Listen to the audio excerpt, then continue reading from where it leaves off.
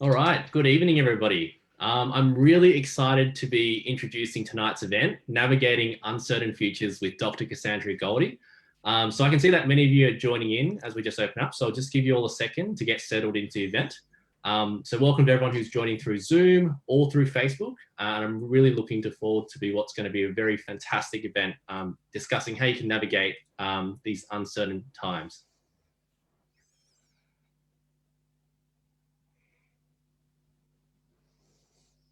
So before we begin tonight's event and introduce you to our esteemed speakers and panelists, I want to acknowledge the traditional owners of the lands on which we meet. Tonight, I'm on Gadigal land of the Eora Nation, but given that this event is virtual and you could be dialing in from anywhere across the country, I would just like to ask you to take a moment to reflect on the land on which you are on. Out for Australia acknowledges Australia's First Nations peoples as the traditional owners and custodians of the land, and give respect to the elders past, present and emerging, and through them to all Aboriginal and Torres Strait Islander peoples. We extend that acknowledgement to any First Nations people at our event tonight, as well as recognising the resilience and power of the brother boy and sister girl communities. We also acknowledge that the land on which we meet is on stolen land and that sovereignty has never been ceded and treaties are yet to be negotiated. We additionally express our ongoing solidarity with the traditional owners and all the Aboriginal and Torres Strait Islander peoples in their struggle for recognition of sovereignty, historical truths, and justice. So just by way of introduction, my name is Alex and I'm a final year business student studying at UTS, and I have the utmost pleasure of hosting tonight's event as an events coordinator with OFA. Whether you're just starting university, are graduating like myself, or are already in the workforce, I'm sure you're all aware of the far-reaching economic implications that COVID-19 continues to have on the world, not seen since the Great Depression. During these uncertain times, LGBTQIA+ students and young professionals are just starting out and forging their careers. So this event is all about the support that is available to help them navigate their futures in these uncertain times. But before we kick off, let me just quickly clarify some of the key terminology that we used during tonight's event. So OFA is an abbreviation for Out for Australia. We are an LGBTQIA+ organisation with the mission of helping young LGBTQIA+ students and professionals be their authentic selves in the workplace. A key way we do this is through our free mentoring program, Mental Loop. Mental Loop is completely free, online, and takes less than 10 minutes to sign up. So if you're looking for advice in regards to your career, please consider getting a mentor there. You can also find more information on our website. Secondly, the Pinnacle Foundation is a national charity with DGR status that provides educational scholarships, mentoring, and opportunities for young LGBTQIA+ Australians to realise their full potential and overcome the challenges arising from their identity, with the vision of creating a more diverse and inclusive society with visible LGBTQIA+ role models. Tonight, we'll first kick off with our incredible keynote speaker, Dr. Cassandra Goldie, who is the CEO of the Australian Council of Social Services, as well as a non-executive director of the Pinnacle Foundation. Afterwards, we'll move to a more interactive panel discussion with our amazing panelists who will talk more about the support they've received during these times. There'll also be an opportunity for Q&A at the end of today's event. The way that we would like you to submit your questions is through the chat box via Zoom or by leaving us a comment on Facebook live stream if that's how you've joined us tonight. We hope you all in the audience enjoy tonight's discussion, and I'll now hand you over to Dr. Cassandra Goldie, who will share her story as well as her unique and authoritative insights on how LGBTQIA+ students and young professionals can navigate these uncertain economic futures. Alex, just checking you can hear me and the sound is all good before I kick off. Yep, we're good. Just give me a little nod there, Alex, that you're excellent. And look, can I also acknowledge country? I have literally, for the first time in many, many months, moved country. This morning I was on Gadigal land and I've just literally arrived on Ngunnawal land in Canberra for the first time in a long time. I'm a bit overexcited actually, because like many other people, I've been very placed. You know, the various lands that we are. I'm from Perth also, so just also acknowledging country over there. My lovely West Australian family who I was on call with last night, who were celebrating the hard border, and I'm going, well, thank you very much for that dear family, and we might touch on family and the different shapes in which it comes in just a moment. Look, I am aware that there might be a few of you that that I've spent some time with earlier on this year. You probably know I have the great honour of being on the Pinnacle board. And which Paul Zara chairs, and of course he's got a dual role now. He's got his work cut out for him, hasn't he, as the head of the Retailers Association. It actually happens to be that I'm in Canberra because I'm speaking at the Press Club on Wednesday, alongside the CEO of the Retailers Association, Paul Zara, in his day job, and also Chris Richardson from Deloitte. I first came across Paul in that capacity of Pinnacle, and just acknowledging you, Andrew, for making that first phone call to me, to have the opportunity. And then earlier this year, I spent some time sharing a little bit of my personal story with some of you who are currently Pinnacle scholars. But I just wanted to give a little bit of a flavour of that story because it still very much lives with me. As of course, many of us are waking up every morning to new news, right? If you're in Victoria, there was big news on the weekend, and I'm really very, very aware of how that will be feeling for you. And of course, it's almost like we're living in one world, but also very different worlds. Yeah, from those over in WA, through to people in Melbourne, to people up in the Northern Territory. And so, this reality of what we're waking up to and that sense of uncertainty really does touch on some of my own personal. So just a moment, Alex, I'll just do that little bit. I want to acknowledge I come from Perth, and I was brought up in a very white kind of, from a working class kind of background into a middle class background. My dad worked very hard, and I was the first in my family. I had the real privilege of being the first in my family to get a tertiary education. Yeah. And my father, he was a very conservative person, and so we were. My sort of early life was very much a kind of the quiet Australian type feel. And then sort of fast forward, as I say, I'm speaking at the Press Club on Wednesday. I've done a lot of naughty things as well. Some of which, I don't know whether we're recording this, Andrew, this time, so maybe I won't share some of the really naughty things, but happy to chat offline about it. But look, yes, I came out as a lesbian. That's a long time ago now. But I've, been involved in the UN. I've had the ability to do performance art stuff. I have fought off a grizzly bear, almost, but pretty close to, rafted down the Franklin River, done a lot of those kinds of things that would not be necessarily associated with the stereotype of the quiet Australian. And as I reflected on, because you do, on why do I do some of these things? Why don't I sometimes choose a slightly more mellow, quiet life, a little less adrenaline? It really have come to a very deep understanding of what that's about for me, and it is because of my family of origin. So my dad was a Second World War veteran, so I grew up, behind closed doors with a very deep insight into the horror of the Second World War and the Holocaust, and kind of what human beings are able to do to each other, and life and death in a very visceral way.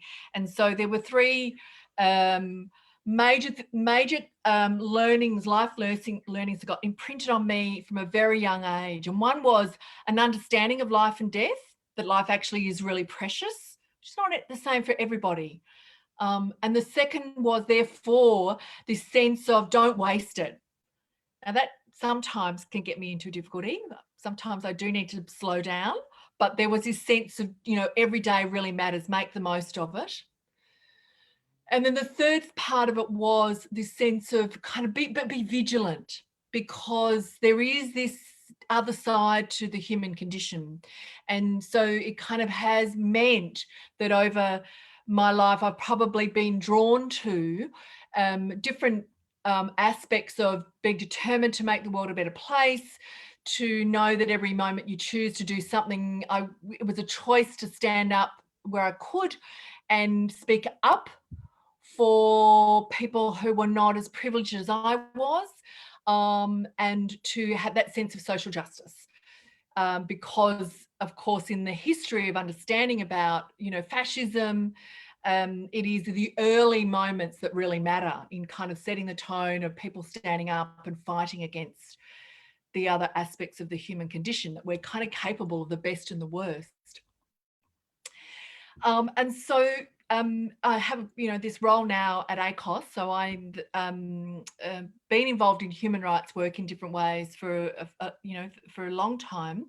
Of course, I had my very direct experience of discrimination through my own coming out story. So I can't give you the blow for blow.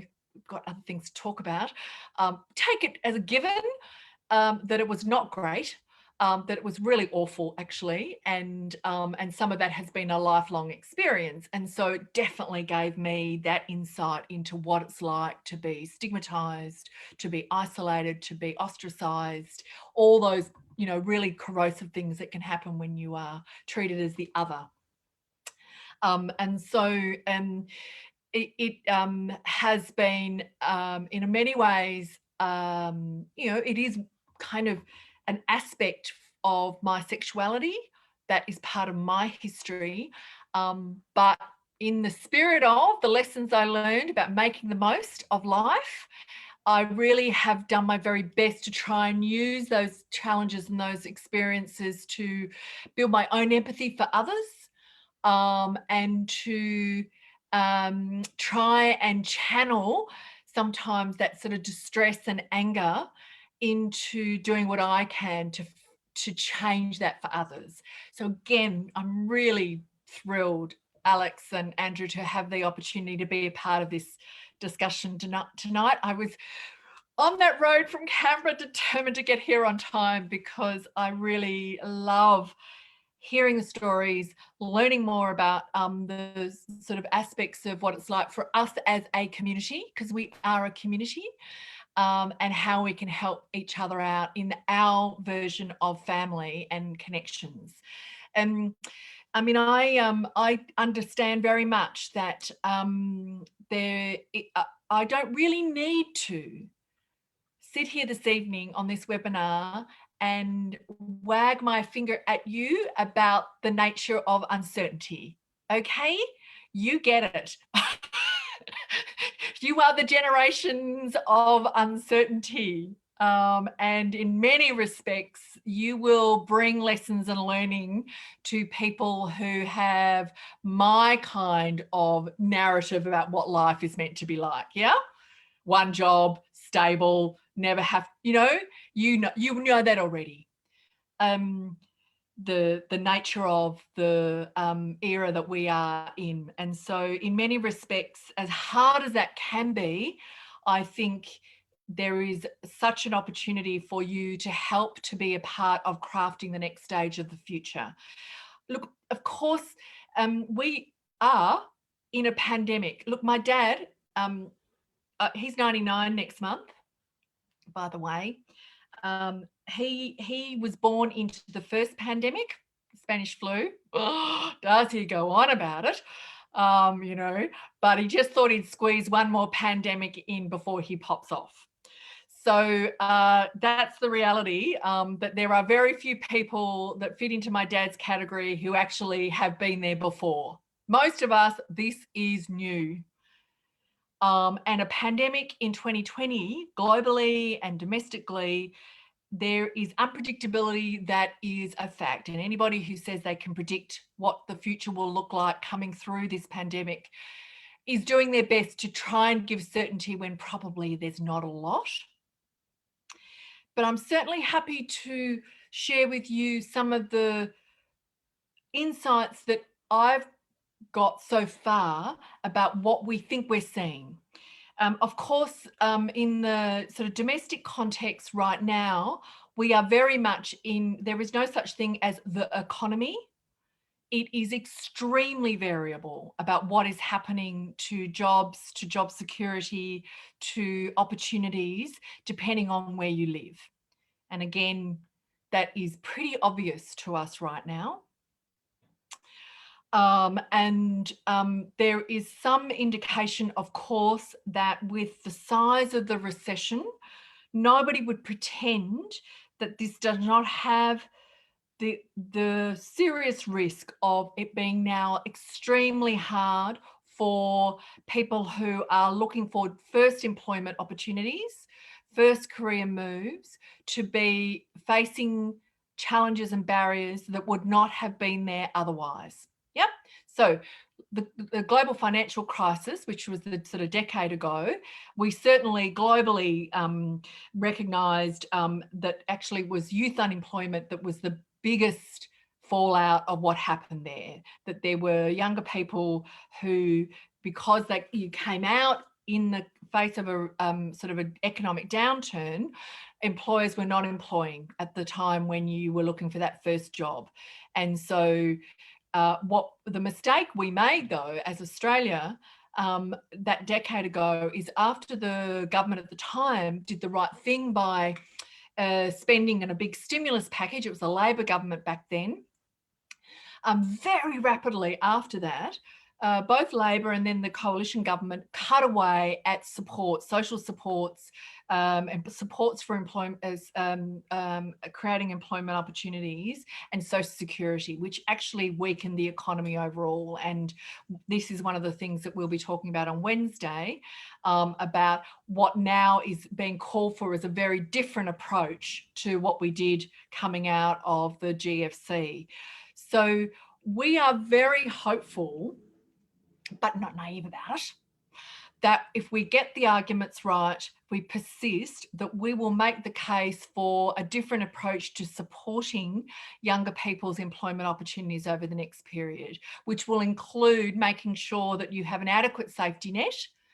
That youth allowance payment that some of you may be very familiar with was never enough. It got down to $31 a day, and we are working very hard to get a more adequate youth allowance for those that are affected by not getting enough paid work in the short term. The second thing is, of course, that for you, the key opportunities about getting some access to some paid work experience is a really critical opportunity. And being flexible about how you go about that.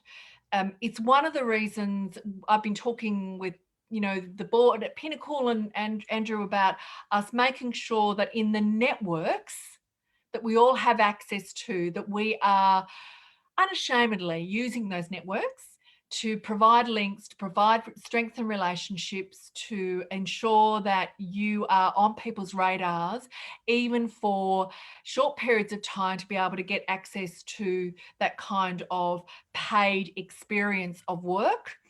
I don't underestimate how tricky that can be. Again, many of you are probably doing that already, but I think it is a critical aspect, Andrew, and Alex, I think for us as employers and people connected into the workplace to be looking out for you in this way and providing the right kind of introductions for that kind of opportunity.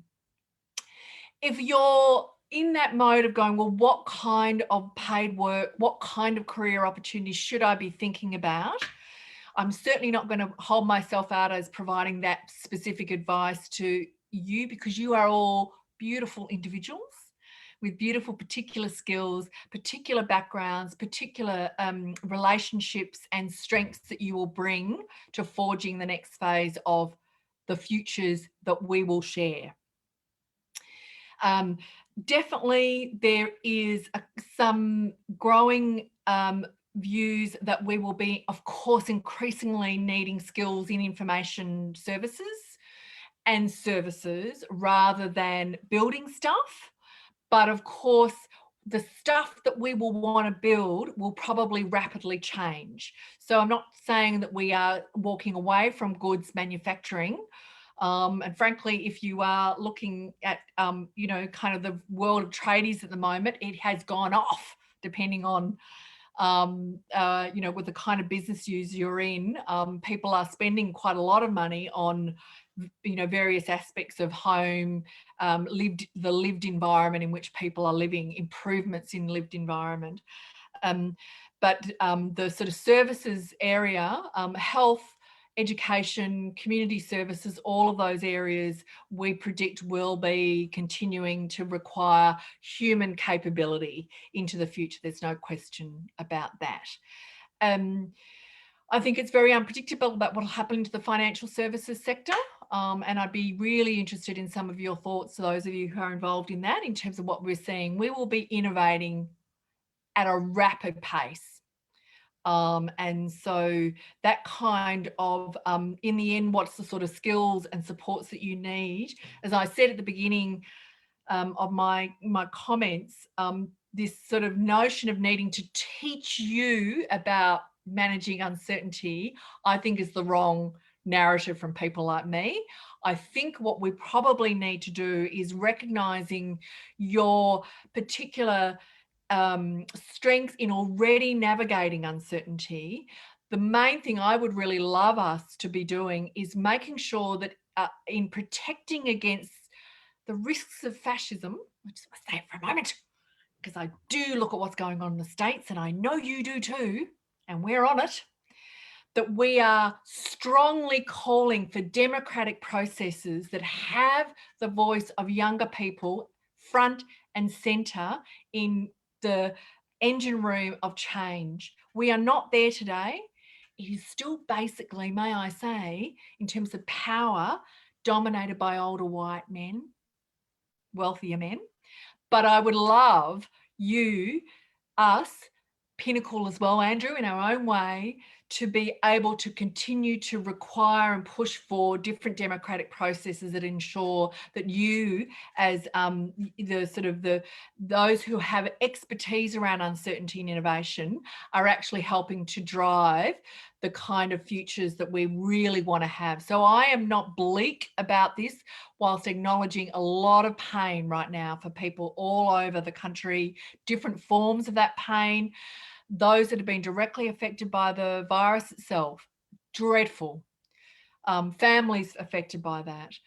People who have lost jobs, that sense for younger people who were already looking for paid work and hadn't yet landed that job before COVID hit, and that sense that, oh my God, I will never get a job now.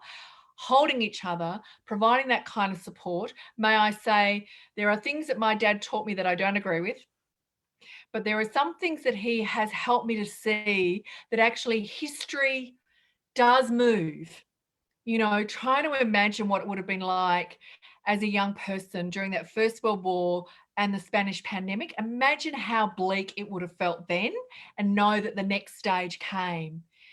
I don't know what that next stage is going to be like for us globally and as a country, but I know by spending more time with people like yourself, being involved in this kind of work, as I say, the vigilance, determination that we bring together to help to forge the kind of future we want out of this, gives me the best sense of hope and optimism, as well as that empathy to understand the pain as we go through this process now. Thank you, Alex, again for the opportunity to spend some time with you this evening, and I really look forward to the discussions that we're about to have. Cassandra, thank you. That is absolutely very inspiring to listen to you speak and to share a little bit about your background and upbringing and the current context and perhaps some of the challenges that you face. Just so anyone watching knows, I'm Andrew State and the CEO of the Pinnacle Foundation. And I think it's my job now to hand over to Giancarlo to take us forward. Is that right? Yes, that's right. Thank you, Cassandra, and thank you, Andrew, for sharing this opportunity with Out for Australia. It's been a tremendous honour to hear from Cassandra, especially your really valiant points around we already know how to navigate the future. To me, that was a really clear message that we already know how to do that. It's just about trying to harness that power. So for those who I haven't had the opportunity to meet, I'm the National Director of Community Partnerships at Out for Australia. And so tonight we have a a range of we're hosting a moderated discussion, myself and Andrew, and two people who I personally love. I've known them for quite a while, on both of them, and so it's actually my immense honour to introduce Hayden Moon and Jen Chen, who I'll ask to introduce themselves shortly. We wanted to bring these two people together because collectively Hayden and Jen have gone through programs both at Out for Australia and the Pinnacle Foundation that have supported them. And so tonight we're going to be talking about how Out for Australia and the Pinnacle Foundation can support you. And so hopefully through their experience and through their example, they're going to be able to demonstrate how our two organisations can help you navigate and harness that power that Cassandra spoke so passionately about, because we do have that power and it's just about making sure we know how to use it. So over to Hayden first, and then over to Jen. Hi everyone, I'm Hayden. I'm a brother boy. I use he and they pronouns. I'm on Gadigal land at the moment, and I want to express my acknowledgement and my thank yous to the Gadigal people. What else do I say? I'm the co-founder of Intersectional Irish Dancers, and I'm a member of Transactional Meringue. And I've done a bunch of advocacy and activism for the trans and gender diverse community, both in general and in the Irish dancing world as well. And I'm doing a PhD at Sydney Uni. Yeah. Hi everyone. Thanks for joining us tonight. My name is Jen. I'm currently a lawyer at a medium-sized law firm. Back when I was in university, I used to be quite heavily involved with both Out for Australia and the Pinnacle Foundation, both as a mentor for Out for Australia and as a scholar for the Pinnacle Foundation. Was also involved in various other activism roles throughout my time at uni, for example, being the queer officer at UNSW. So yeah, I've had a lot of experience with different people, diverse people from the LGBTI community, and it's great to sort of come back and be able to speak and tell you about some of these experiences as well. Oh yeah, I forgot to say that I'm a mentee at the Pinnacle Foundation. Probably should have mentioned that. So I'm a Pinnacle scholar as well.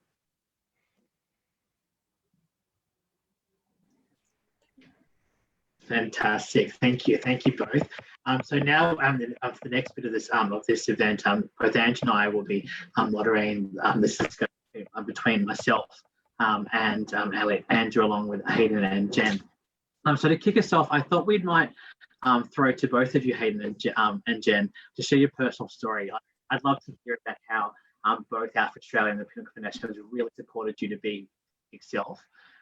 Both our organisations provide a host of support that have presumably, hopefully, provided you with a lot of opportunity to be your authentic self. So we'd love to hear from both as to how that's helped you. Sure. Should I go first? A bit about myself. I was throughout uni, was very involved with the LGBTI community, wanted to give back to the community as much as I could, because during high school, we didn't have that much experience, being surrounded by people who were also LGBTI. Through all the activism work that I did, I think some of it must have gone back to my parents, unfortunately. And in 2015, sometime mid-2015, my parents found out that I was actually queer. And similar to what Dr. Cassandra was saying, the reaction that my parents had to me being, I guess, outed to them was not pleasant. They were not supportive of the fact that I was queer. And in fact, they really actively wanted to reject that side of me. And I think having your parents tell you that you're a despicable human being and that you're sinning, it really does a lot of damage to you, especially when you're young and you're not really set and confident in who you are. And I think because of that, I started to become more involved and reached out to different organizations like Out for Australia and also the Pinnacle Foundation, because it was through them that I was able to see and to meet all these new people who had actually, made a name for themselves and had survived and done well despite all these hardships that they have faced, whether it's from, family members or friends or like just discrimination in the workforce. And to be able to hear these stories, I think that itself, and to be mentored by these people, that was really what resonated with me and wanted to make me, achieve in my own life, and to be able to then pass on these stories to other people and be like, look, despite all the difficulties that I have faced through being rejected by my parents, and also, having the uncertainty of heading into a workforce where you don't know if people are going to accept you for who you are or not, that, be able to pass on these stories and be able to tell people that, there are positives out there and it does come around. And I think it's important to be able to support these organizations. And so, yeah, that's how I was involved with both Out for Australia and the Pinnacle Foundation. I felt like both of them came in through sort of different situations for me. So with Out for Australia, I was involved with that initially when I was just starting out my law career. And because I had no exposure to the legal industry, I didn't really know if people would be accepting or not. But because Out for Australia was able to pair me up with it, like I think one of my first mentors was a partner at maybe Freehills or something. So to be able to see that someone who had made it in a big firm, that they were doing well, it was so much encouragement for me. And later on, when I became involved with the Pinnacle Foundation, I also had a mentor who really helped me through the whole recruitment process, and also just generally in my formative years as a lawyer. So yeah, that was what I had to add. Yeah, my story's kind of similar actually, in that I came out to my family in like my late teens as bisexual. So I was out sexuality wise, and that didn't go so well. It was, I think I was about 17, so I couldn't really leave home. So I was kind of stuck with this family that, I was made the butt of homophobic jokes and really awful things that were said about me and stuff like that. So when I realized I was trans, I decided not to tell them until I was in a safe environment and I was financially secure, and I, felt like it was safe for me to do so. However, somebody actually texted my mother and told my mum that I'm trans. So they decided to out me for themselves, which, I'm never going to forgive them for that, because it put me in a really difficult situation. So I was also outed when I wasn't ready. And that was a really difficult experience. And amongst other reasons, it was a main part of why I became homeless. So I was in and out of homelessness while I was at uni, and I found that really difficult to like keep up with my studies and things like that. So I found out about the Pinnacle Foundation through my careers advisor at uni, because I wanted to do my honors year and I was homeless at the time, and I was like, well, I don't know how I'm going to afford to do this. And just was going through a really difficult time of it's quite hard to excel at uni when you don't even have somewhere safe to sleep at night. And you don't know where you're going to eat your next meal, and things like that. You don't have shoes and you don't have clothes and all of this stuff. So that's how I found out about Pinnacle, and I applied for that reason, because it's really hard to excel when you just don't have any financial support, any family support. And what I really like about Pinnacle is that we call it the Pinnacle family, which I think is really lovely and adorable and really great for young queer people, because a lot of us have been rejected from our families.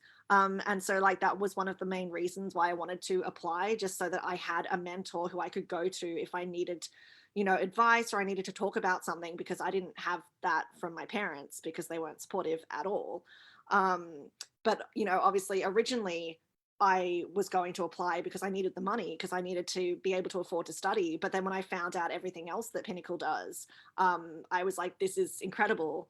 And I didn't actually make it in time for the round of scholarships for my honours year, but I managed to get some other bursaries that got me over the line. So I was homeless when I started my honours year. I got affordable housing about a month in, and graduated with first class honours like a month ago, which was really cool. But thank you.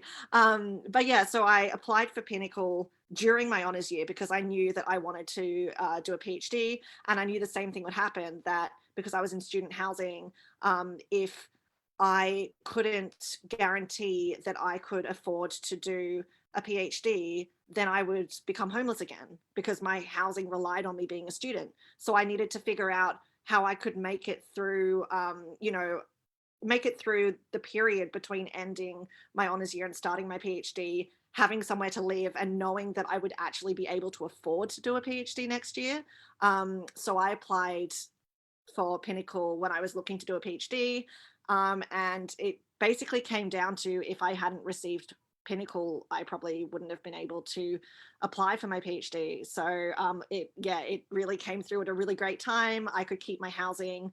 I could start a PhD and start that application process. And yeah, that's kind of my story. And it's also meant I can do a lot more advocacy and activism because I can breathe, like just having somewhere safe to live. I think people underestimate how much that helps you, like in so many ways. Like I had space to think, and I had space to move, and I could actually plan things and organize things and be at events.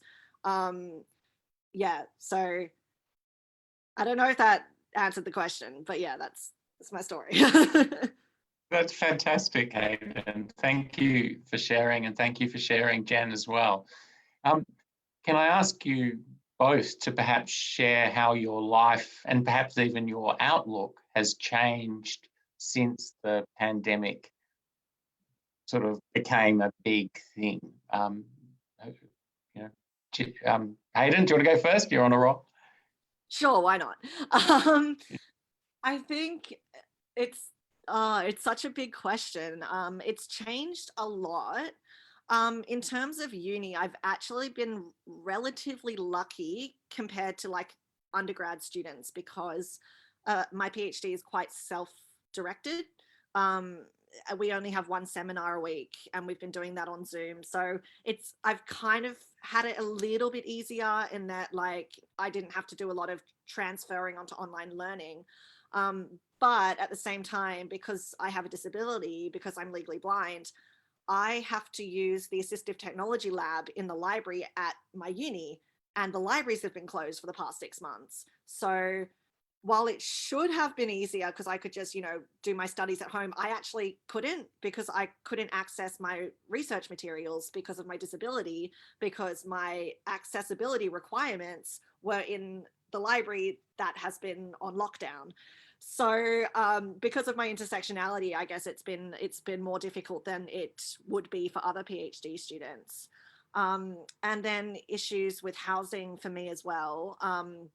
Just because I live in student housing and there's so many people, and there's like 40 of us and all of that, and I'm immune compromised, so I had to find somewhere to go when it was like the height of the pandemic in Sydney.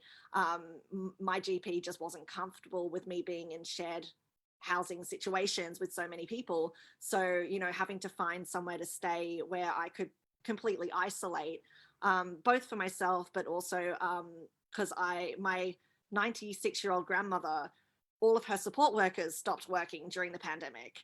So the only person that could support her was me. So I had to keep myself healthy so I could go out to cook her meals once a week. So for me, like, it hasn't, I don't even know, like it hasn't affected me in the way that people would expect it to have, if that makes sense. The things that were difficult for me were, needing to, and I love my grandma, I love her so much, and I'm happy to be there for her, but it is a lot more work to have to go out every week and cook for her and make sure that she's being fed, because no one else can do that while her support workers aren't working. Like, usually I just phone her once a week. And because she's 96 as well, she doesn't quite understand the trans thing. So that can be kind of difficult. Like, she's not like my parents, like she's not accepting, she just doesn't really get it. So that can be hard. And then obviously, yeah, like not being able to access my accessibility requirements. And yeah, like for me, it was more the way the pandemic affected other aspects of my life, which then in turn affected like my studies. That makes a lot of sense. And Jen? Yeah, so I had a bit of a different sort of experience, I guess. And I mean, it would probably be a similar experience to many of the, I guess, junior professionals currently, you know, sort of in the early stages of their career. So for me, I think there was just a lot of uncertainty in terms of financials and also job security.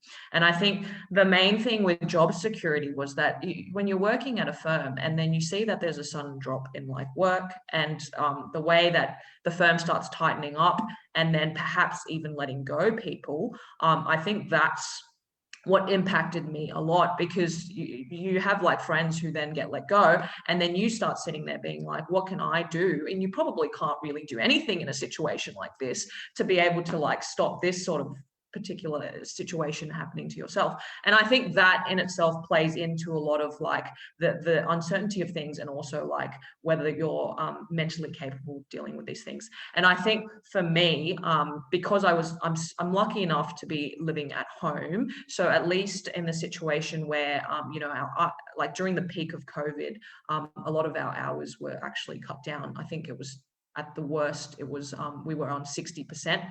Well, we were working full-time hours essentially, but being paid 60%, which luckily enough, I was still living at home. So it just did mean that I got to alleviate that pressure of financial stress. But it's understandable that a lot of people don't actually have that option. So it would probably impact people even more. But then there was also the fact that you were, you know, working from home now and sort of being stuck at home. And whilst I did have difficulties with my parents back in the day with in terms of coming out, they've gotten to a point in my life where we sort of coexist without really talking about the issue. You know, the elephant in the room is still there, but it's like, you know, as long as we don't talk about it, it's fine. But I do understand that there are a lot of other queer people out there who are, you know, struggling because they're stuck at home, and they're stuck with people who may be hostile about their sexuality. And that in itself is a very difficult thing to do. And if you don't have the money because your work is now cutting off your hours to be able to move out, you're going to have not only a lack of financial security, but also your mental health is going to suffer. And I think even though, as I was saying, my parents are somewhat more accepting nowadays, it was still a lot of difficulty because I wasn't surrounded by the people that I usually would be surrounded by, like my friends who are, a lot of them who are LGBTI identifying, or at least very like supportive allies. So instead of having that support network there, I think that impacted me a lot as well. But in saying all of that, with the help that I've received in the past from Out for Australia and both Pinnacle Foundation, I think those particular organizations help me to like find the necessary people to like allow me to determine who to go to in times of uncertainty, to ask for advice. So I still keep in contact with my mentors, and I will speak to them and be like, look, I'm really uncertain about this. Like, what should I be doing? Is there anything I can be doing? How should I be responding? And like, whilst many of them like further on in their career, a lot of them still had to go through the GFC. So they were able to like talk about like, you know, the pressures of having to like deal with, you know, making sure that they were doing enough at work and to be to make sure that they essentially weren't made redundant. And so I think with those support networks, it was really helpful because at least I could bounce ideas off people and be like, am I doing things right? I'm not really sure what to do, but at least knowing that people have been through it and knowing that you're getting the advice and being able to like implement that in your life. And I mean, whilst the whole pandemic has been stressful, I think because I've had those support systems, it actually has helped me a lot to be able to deal with things in an appropriate way and an appropriate forum as well. Great, thank you both of you. Well, gosh, like hearing your story just makes me think of the resilience and the flexibility you've had to demonstrate to get through your own experiences. And I think it kind of, and on the point that you just made, Jen, last about the value of mentorship, I think it goes back to Cass's point about, relationships, and the power of your relationships to get us through this. We have the luxury as a queer community to choose our family more, perhaps more than others. But it's definitely a luxury because we have two families along the way, but perhaps more, perhaps multiple families if we're lucky. But before I go on to the next question, we did have a question, which is a reminder to everyone at the event to ask questions either through the chat or on Facebook. And so I thought, since we're talking about mentorship, I thought I'd ask a question whether or not the mentorships are available both in Out for Australia and Pinnacle for someone who has great family support, but is trying to navigate transition to early stage careers.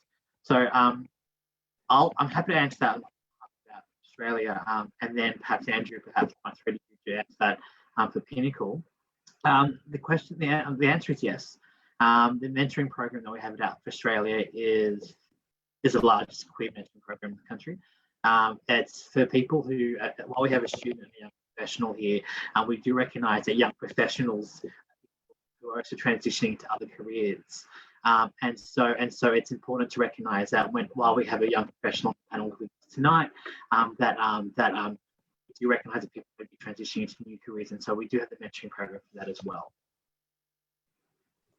And from a Pinnacle perspective, we will match mentors where someone is awarded a Pinnacle scholarship. So you need to be between the ages of 17 and 26, and applications for 2021 scholarships close on the 15th of September. So if you are interested in applying for a scholarship, and you would get a mentor automatically, who will typically be someone who's more advanced in their career in the same area that you're studying, and typically of the same gender and share the same sexual orientation as you, but you would need to apply before the 15th.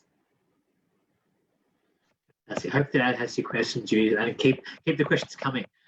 So talking about this flexibility, I really want to hear about the future impacts that you both see. Like, we are entering uncertain times. It'd be really great to hear, because you're at such different stages. Like Hayden spoke about, them just starting out the PhD, Jen's, at the early stage of their career. What impacts do you see in the future of this current pandemic?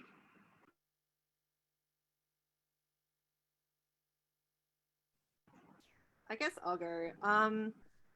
I think for me, because of the type of discipline that I'm in, my work will probably be quite affected. And that's something I didn't mention earlier, but so I'm doing my PhD in theatre and performance studies.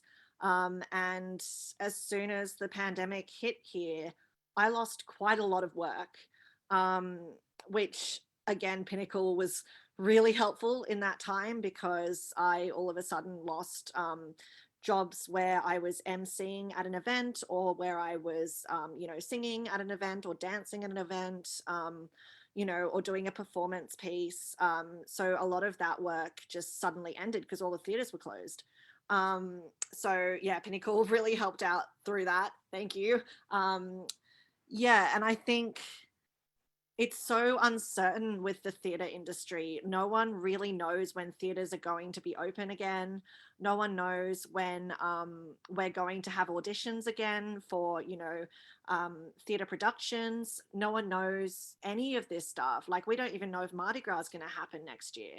And I get a lot of work around that time of year, as you can imagine. So I think it's going to affect me both in my work as a performer, but also in my studies, because one of the main parts of studying theatre and performance is that you go to performances and you analyze them, and you partake in performances and theatre productions, and you use that participation in these productions to influence your research, and to I guess, like, to talk about in your research. And it's what we do. Some of our assessments are based around performing, and yeah, like our field work would be, going to theatre productions, or going interstate to, watch whichever, like whatever your focus is, to watch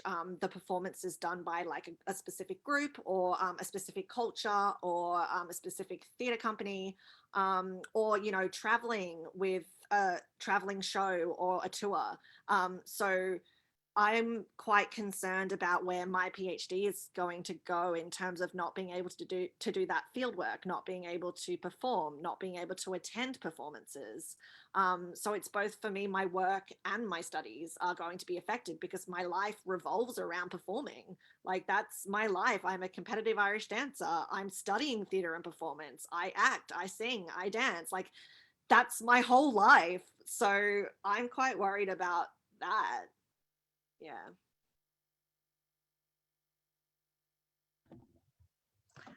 Yeah, so I mean, I think it's a common thing around all industries at the moment that people would be worried and uncertain about what's going on.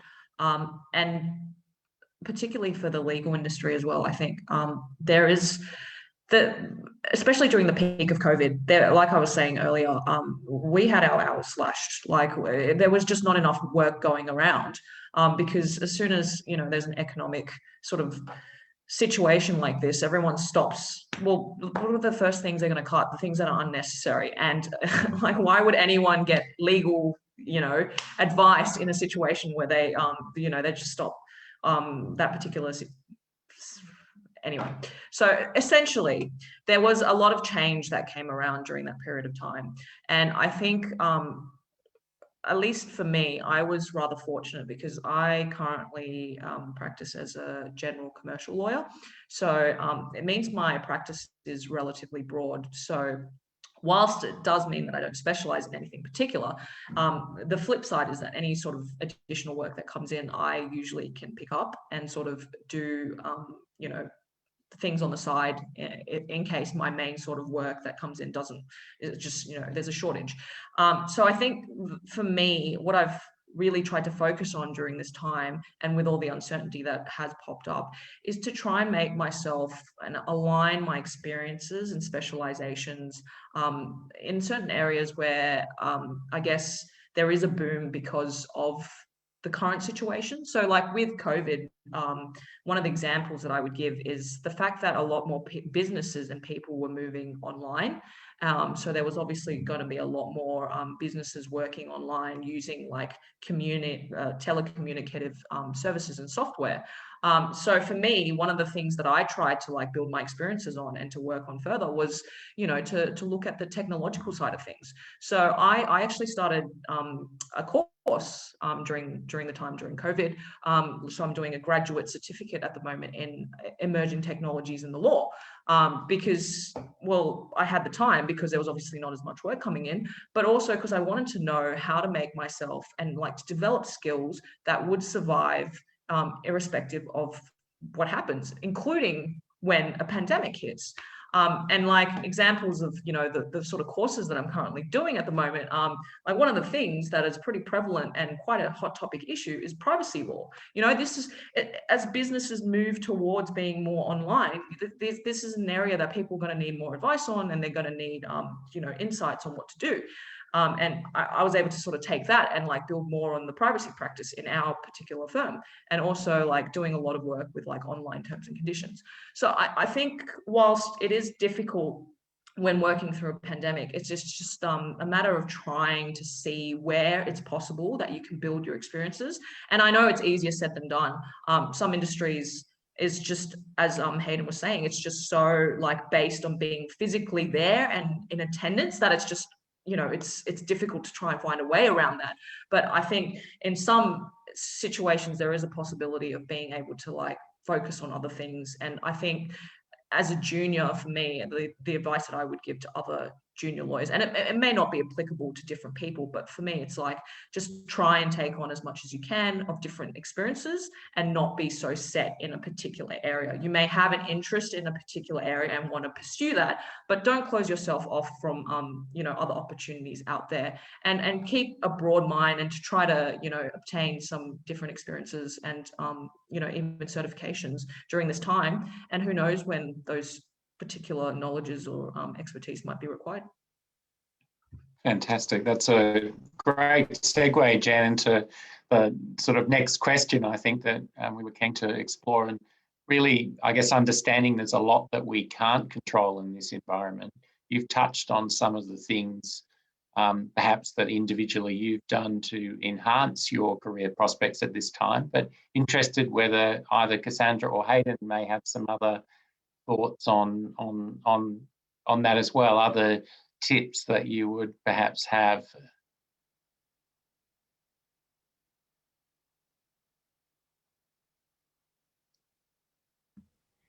Just I was just going to put into the chat, great advice, Jen and Hayden. That's the first thing, just bang on. So further to previous comments, right?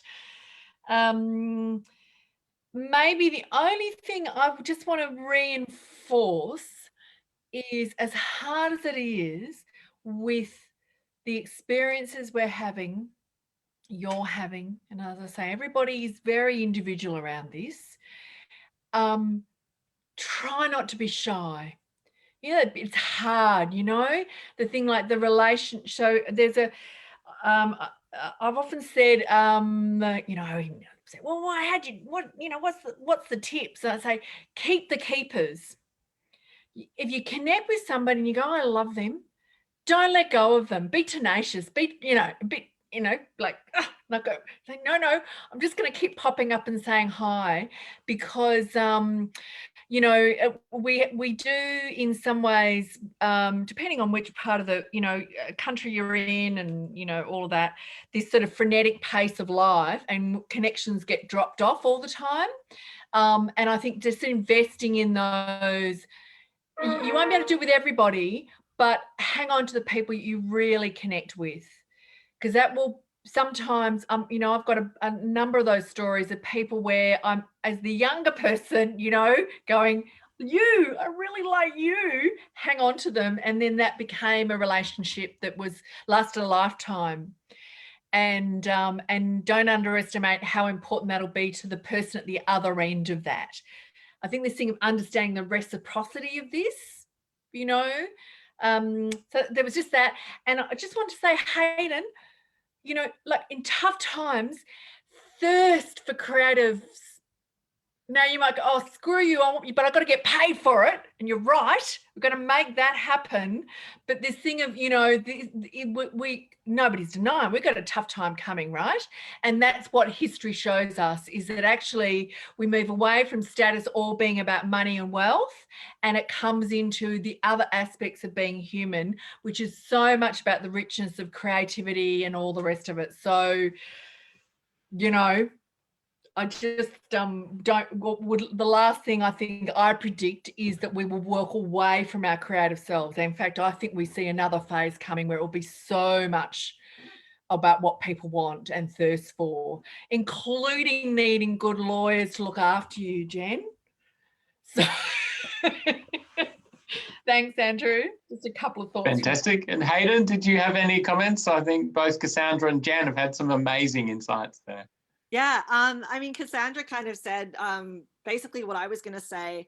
Some of the things I was going to say, like, firstly, I think it's really important to maintain relationships, as Cassandra said, because right now, I know personally from my interpersonal relationships that a lot of people are struggling with their mental health. Human beings are not meant to be isolated. We're social beings.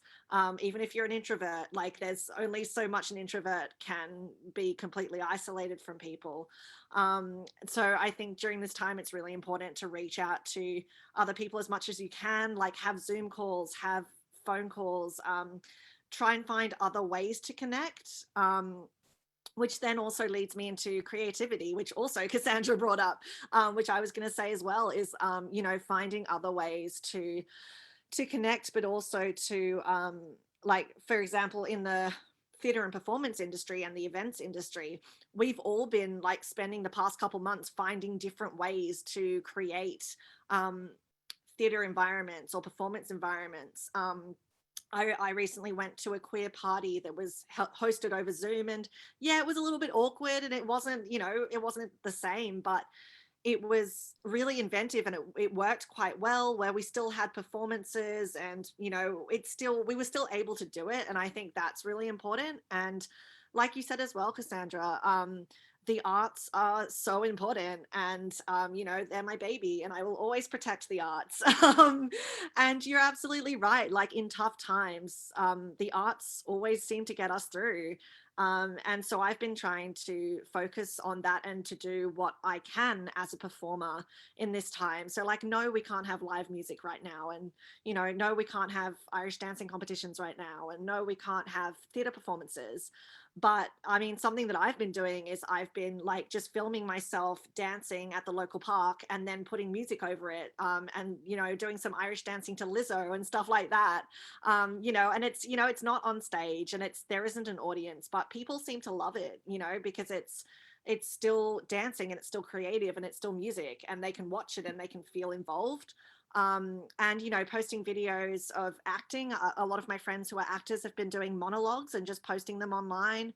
And there's even been talks of people doing plays over Zoom and having each character have their own little like square like we have on Zoom. And it's like I said, it's not the same. You don't have the set, you don't have the atmosphere, but it's a really inventive way of being telling these stories.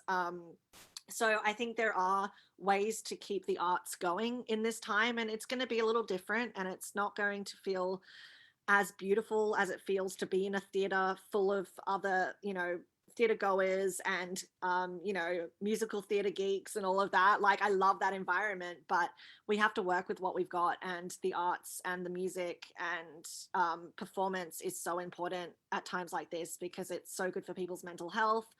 It's something that's fun. It can take you away from some of the negative stuff that's happening at the moment, and you can just be happy and listen to music and dance along.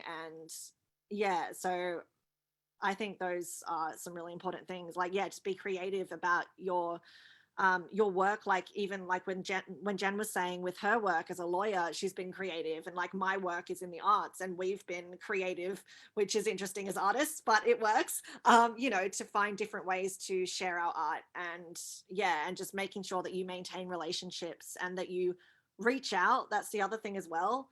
I'm quite an independent person. I hate asking for help. I really don't like asking for help. And this pandemic has kind of been like exposure therapy in a way, because I've had to ask for help. I haven't had a choice, which I really didn't like at first. I was like, I'll ask for help if I have to. But like, it's actually been really useful, because it's broken down that barrier for me, where I now feel like if I do need to reach out, I can do that. And if I need support with something, I can ask. And I had a wonderful friend who actually typed out like a 15-page reading for me, because it wasn't in an accessible format. And they typed out the whole thing for me. And that was just through me saying, hey, everyone, look, I'm blind. I can't access this. Does anyone have a chance to rewrite it? And there are people out there who will help you. And I think we can get so caught up in our heads and be like, oh, no one wants to help me. No one's going to be there. But they are there, and they want to help you. And that's what our friends and family are for, especially our chosen family and the LGBT community. And yeah. Reach out, absolutely. And I don't think Hayden will mind me sharing this little story, but Hayden did reach out to me before this event. Just because we were both a bit nervous. Like, I also have a disability, and so it's something that we're both trying to support each other in. And it was just really funny to hear that. And it really goes back to the point of what not to avoid, because reaching out is something you should definitely be doing. Which kind of goes to another question. What should we be doing? Like, what pitfalls should we be avoiding? Because you both are at different stages, and I'd love to hear how that how what sort of pitfalls you're expecting, how you and what you should be doing to avoid those pitfalls. Sorry, you broke up a bit for me. Did you say what people we should be avoiding, or what? I don't know what you were saying. Sorry. Don't avoid me. That's the main message. No, I said what pitfalls. Sorry, my internet is a bit terrible. Which might include people, certain people. True. might avoid. Yeah, that's right. It could include some people. But the pitfall could be a person or people. So feel free to go on. I don't know. I think, yeah, I guess there definitely are things to avoid. But I guess it would be avoiding, like, what's the word? Like pushing people away is something to avoid. Because I think you can so easily feel like that's something you need to do when you're feeling alone, and you know, we're all in isolation, we're all struggling, and it's something that I've had to remind myself not to do, like not to push people away. So again, going back to reaching out if you need support. It's hard because some things we just can't avoid right now, you know. There are some things that are really difficult that we just can't really get away from. So I think it's more about supporting yourself through those times. Obviously avoid communicating with people who are not supportive of you. I, you know, try and keep my family at an arm's length. Like, we don't talk. And if they do try to message me, I just kind of like shut it down as quickly as possible, because I know that that conversation is not going to be conducive, and it's not going to be good for my mental health. But obviously that's a privilege that I have, that I don't live with my family. And, you know, it wasn't a privilege in the sense that I had to go through homelessness to get where I am now, but in the sense that we're all in lockdown, and there are some young queer people who unfortunately are stuck in lockdown with unsupportive parents. You know, it's not something that every queer person can avoid, but if you can, that's something to do. If you have an unsupportive family, avoid them. So those are people. But I guess, yeah, avoid getting stuck in your head and spiraling. If you start to feel like you aren't handling something well, or you're worried about your mental health, or you're getting too caught up in negative thoughts and feelings, which is really common at the moment because we are living through unprecedented times, that is when you don't avoid, that is when you do avoid, like, digging yourself kind of a hole and, like, you know, staying away from anyone. Like, that's the time when you have to, like, step out of your shell and be like, I need help, I need support, I need to talk. I don't know if that really answers the question, but yeah. I think Hayden covered most of the things that I wanted to talk about. I think to re-emphasize the point, it's very easy in this current state where a lot of us are working from home to actually withdraw and to forget that, you know, to reach out and to, like, because usually we're having these social interactions all the time, right? You'd be like going on the bus, you'd be walking to work, and then at work you'd be talking to people and seeing friends afterwards. Now it's sort of like we're all stuck at home, and especially if you're in Victoria, you're probably not leaving home at all except to, like, grab groceries. So it's very easy to forget that you're not in it alone, and that you do have other people out there who do care. And obviously, if you're feeling some difficulties, you should definitely reach out, not just to friends and family, but as well to professionals if you feel like you need it. The main pitfall that I would sort of point out in terms of career aspects is perhaps the aspect of burning out, at least for me, and perhaps a lot of other young lawyers as well. There's this idea of perfectionism, and I think it hits home really hard for me because I am a massive perfectionist. So the example that I would give is when COVID was at its peak and the work was starting to reduce, it's just this anxiety that sat with me that, you know, I wasn't doing enough, I wasn't doing my job, and as a result, I'd be like, let go. And then so as a result of that, my coping mechanism was to overcompensate. I'd be doing a lot of, like, non-billable work. I'd be trying to, like, you know, balance studies, you know, and also doing any work that came through. And now that things have sort of settled down again, I'm well past my capacity. And I think a lot of the pitfalls that may happen is that because you've taken on so much, you feel like you need to keep going, and that you don't sort of take a step back and evaluate what you have taken on during a time that may be a bit like you have a bit more freedom and time to deal with these things. And as a result, you end up really in a position where you're just burnt out, and you haven't had the opportunity to rest and, like, focus on yourself, and you neglect to care for yourself.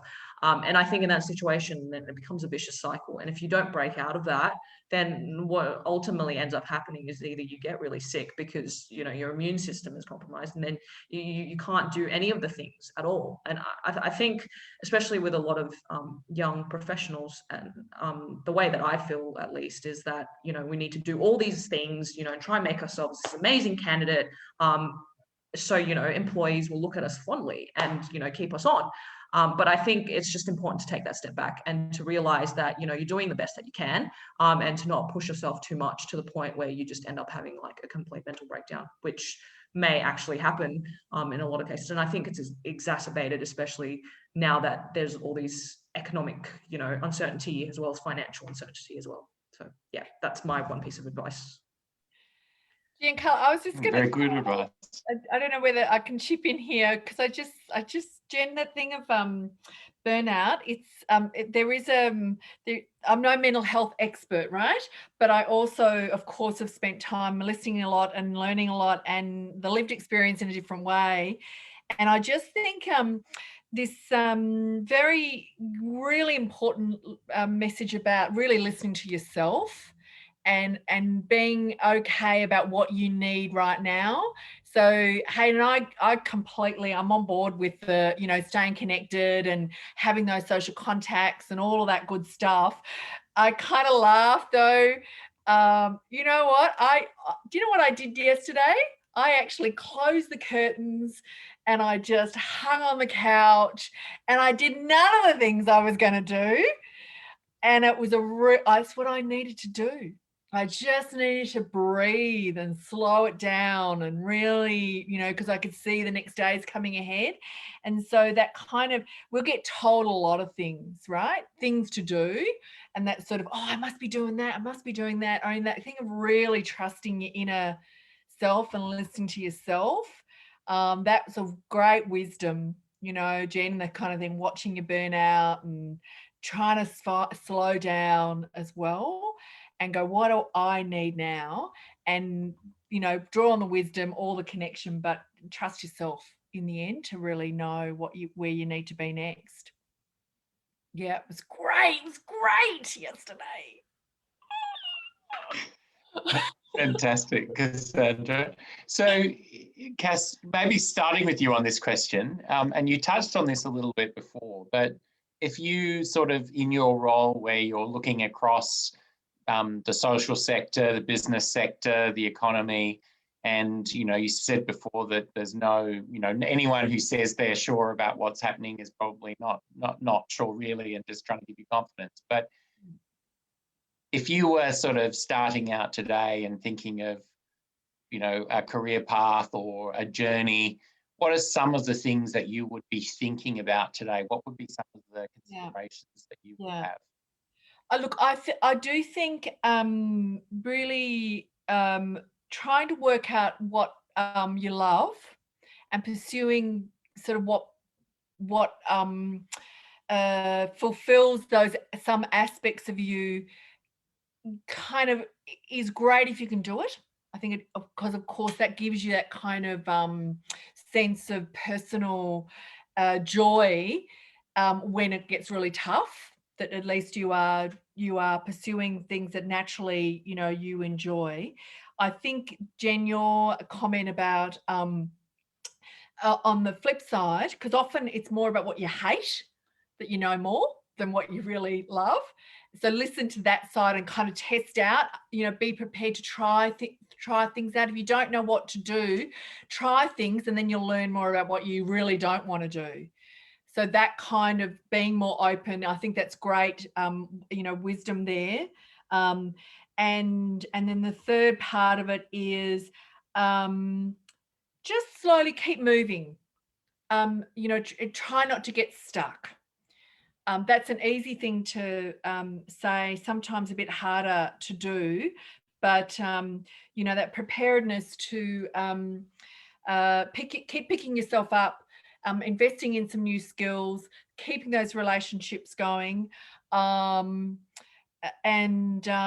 you know, trying to secure the basics. I think that's hard, and that's why I think we're here tonight, to know that actually the securing the basics. I think it was you that Hayden talked about the difference of secure housing is kind of everything, right? Securing those things, focusing on that, being kind, if that's the main thing you've got to do to get to the stage of even thinking about, you know, a thing called a career, that's okay. Because actually we are human, and that sense of security, being able to feed yourself, being able to keep a roof over your head, getting those in place to grow from there, that's a good thing to focus on, and very, very wise. Thanks, Andrew. Fantastic. And any sort of parting sort of thoughts, Hayden or Jen, on the sort of similar question?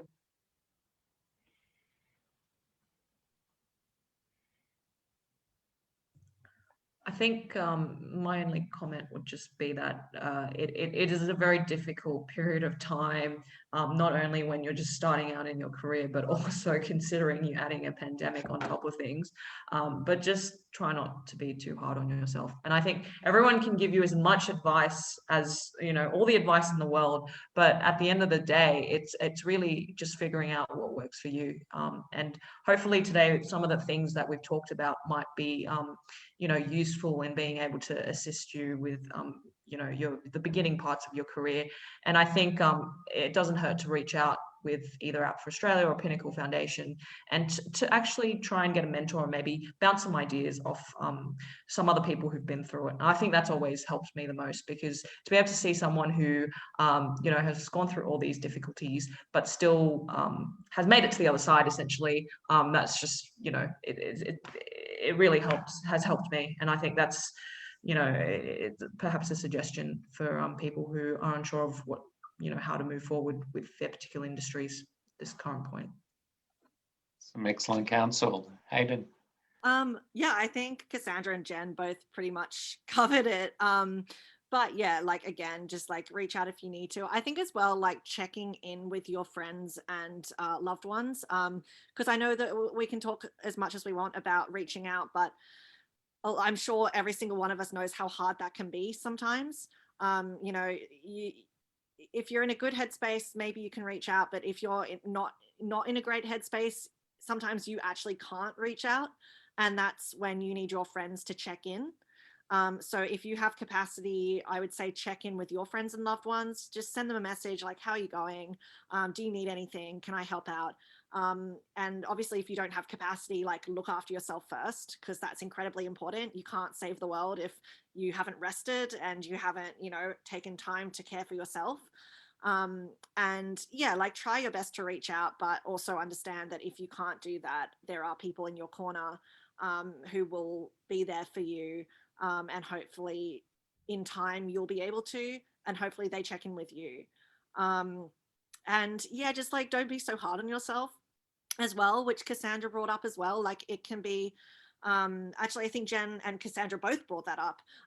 It can be, you can put a lot of pressure on yourself with what's happening. And I think something that I found really difficult is the fact that my workplace is now the same place that I sleep and eat and do everything in. And that's really hard, because one of the ways that I best wind down when I'm studying is that I leave where I'm studying and I go home, and that's where I relax. And now that we can't do that, it's very easy to get caught up in the, I'm not working right now, I should be working. Why aren't I working? I haven't done enough.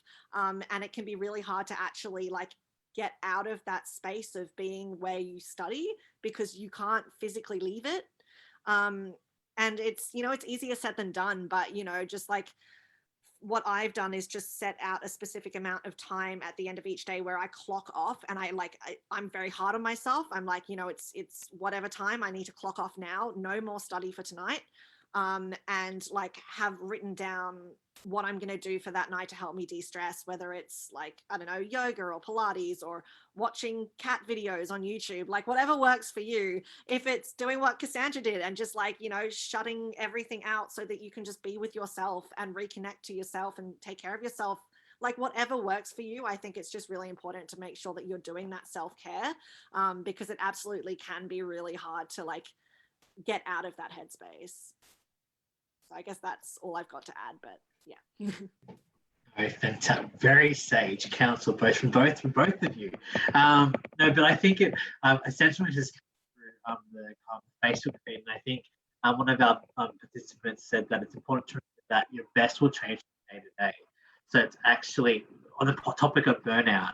It's important that you recognize that your variable best is what you need to achieve every day. So like goes to the point about not being too hard on yourself, which I love. I never thought about this idea of the variable best, like the concept, which got on, and which takes probably to the last question. I know we're getting quite close to time, which is probably a bit of a cheeky question.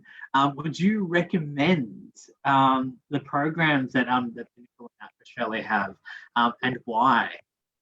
Because after this, we're going to ask Alex to come in and talk to us about how that can happen. I would, definitely recommend Pinnacle. I'm not a member of Out for Australia, so Jen can talk to that. But yeah, I would definitely recommend Pinnacle. It's such a great program for all of the reasons that I mentioned before. You know, like, I think a lot of people kind of go into applying for a scholarship with Pinnacle because they need the money, which is so valid. Like, we absolutely do need the money. But then you get to Pinnacle and you realize that it literally is a family. Like, we call it the Pinnacle family. And I've had past scholars who've reached out to me who said that they still feel part of the Pinnacle family and they're not scholars anymore, because that's what Pinnacle is like. It's this huge family that we're there to support each other. So, you know, it's like, and George has just said, yeah, Pinnacle is amazing with that. And yeah, they are. Just having that group of support around you, having the mentor that you can reach out to. And like Andrew was saying, your mentor is so tailored to you as well. My mentor is a musician, and, you know, he understands what I'm studying and everything I'm going through. We get on really well. The mentors are very expertly placed, and yeah, like it really is a family. We've been doing Zoom catch-ups every fortnight, which have really helped me, especially at times when I wasn't feeling so great, to just see everyone's faces and chat to them and know that we were all in the same boat was incredible. So I absolutely recommend it, because yeah, you're going to get this holistic support. You're going to get a family, you're going to get financial support, you're going to get, you know, a mentor, you're going to get studying support, you're going to get workplace support. Like, it's so holistic and it's so incredible, that I feel incredibly honored to be a Pinnacle scholar, and I just thank my lucky stars every day to be part of this program. So yeah, please, apply, join us, be a member of the Pinnacle family, and when we're allowed to, we'll have a big cuddle pile again. There is a photo on the Pinnacle Instagram of us having a cuddle pile at the last Pinnacle get together, so you should check it out. It's very cute. We're a cute family and you should join us. Yeah, so I would highly recommend applying for the Out for Australia mentoring program. I think Out for Australia does a lot of great work in helping a lot of young professionals finding their feet, and not just young professionals, but also students as well. And I think when you are making that transition from being a uni student to starting off work, it can be incredibly daunting as it is, let alone when you're an LGBTI identifying individual. And I think it's so much more additional pressure, because you don't know what it's like in the workforce, whether people are going to accept you or not. And I think without all the advice that has been given to me from my mentors, and without having those discussions that I've had with them, I would have been a lot less confident going into my career, the beginning stages of my career. And even during the first couple of years of my career, I reached out to a lot of these mentors and actually spoke to them and asked them for advice and to help me through all these uncertainties. And it's not just even uncertainties that we face when it's during the pandemic, but yeah, like when you first start working, everything is new and it's uncertain and it's confusing and it's rather terrifying in all honesty, especially when you first start. And I think Out for Australia really helps to bridge that idea that you're not alone in this. You know, there are people who are LGBTI identifying and they have persevered and survived really well in various industries. And to be able to match you up with someone, and for you to be able to make those connections, I think it's just essential. And and I was also a Pinnacle scholar as well. So you know, Pinnacle does great work, and Hayden's obviously talked about it a lot as well. Pinnacle's been through a lot of, been there for me through a lot of hard times. When I was in Europe and had an emergency happen at home, they actually helped assist me to get back to Australia when I needed it. And honestly, very grateful for both of these organizations, and to thank them for the opportunity to speak about it. And I really encourage everyone who's, you know, attending tonight and listening to, you know, consider applying or, you know, being part of the mentoring program for Out for Australia. I think it's, you know, a really beneficial program out there, and can really help to alleviate a lot of the uncertainties and stress that one's probably facing in this particular time as well. Fantastic, thank you. And just on the note of Out for Australia, like, we used to do events like this, but in person, when that becomes a normal thing again. And so feel free to join our community as well when that becomes a thing, because we have a really vibrant community across all territories except for the Northern Territory. Sorry. And so on that note, I want to throw over to Alex. Tell you what to do in terms of if you're interested in any of these things that we do in our organisations. Over to you, Alex. Great. No, thank you so much, Giancarlo. And thank you for the kind words of Pinnacle and OFA. I just wanted to take a second to thank all the panelists for taking the time tonight to share their stories and perspectives. And also wanted to thank Dr. Cassandra Gotti for the incredible keynote speech. It's been a tremendous honour to have you. And then particularly as a graduate in the COVID-19 pandemic, it's really insightful to hear about the nuances that come with being the first in family to get tertiary education and living authentically when it's difficult to do so in the environments you're in. I'd also like to extend the thank you to Giancarlo and Andrew for facilitating what has been an insightful discussion, as well as our panelists, Jen and Hayden, for authentically sharing their stories, sharing more about how you use support networks like Pinnacle and OFA to deal with uncertainty, as well as some of the practical advice we can use. And most importantly, the incredible resilience that all of you have shown to get through your experiences. I also wanted to echo the message that this is a difficult period, and as difficult it is, it's important to try not to be too hard on yourself and use this advice in a way that works for you. And on a final note, so if you're interested in joining Out for Australia's mentoring program, or interested in finding out more, you can search up Out for Australia in Google, and it'll be the first result that comes up. You can then choose a mentor based on your goals and interests. And if you're a bit new to this, you can also request OFA to help match you with a mentor. And one of the mentoring coordinators will help reach out and facilitate the selection. So it's really easy to get involved. I also wanted to mention that the Pinnacle Foundation scholarship applications, again, as mentioned by Andrew, for 2021 are open until the 15th of September. So if you feel you can benefit from the support provided by educational scholarships, mentoring and other opportunities, please check out the Pinnacle Foundation website for more details and eligibility criteria. Lastly, I'll just take a second as well, if you have a moment, to stay on after the event ends, and if you have a chance to fill in a survey, it will basically just pop up once the event ends, and we'd really appreciate your feedback on how we can improve our events in the future. Thank you again for being involved, and I hope you all had a great night.